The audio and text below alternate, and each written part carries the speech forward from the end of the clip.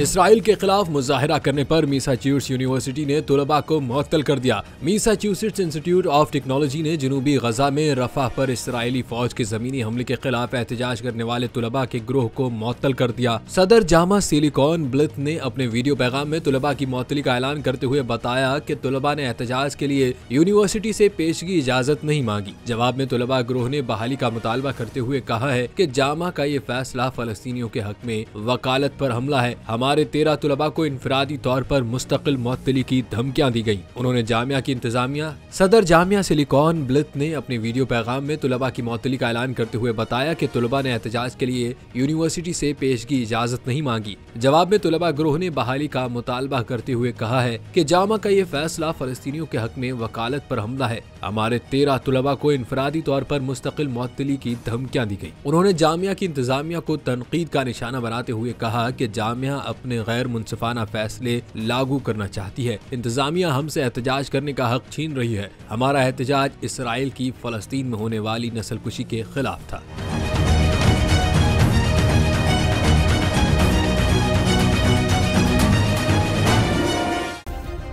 Subscribe करें और bell दबाएं ताकि कोई खबर रह न जाए।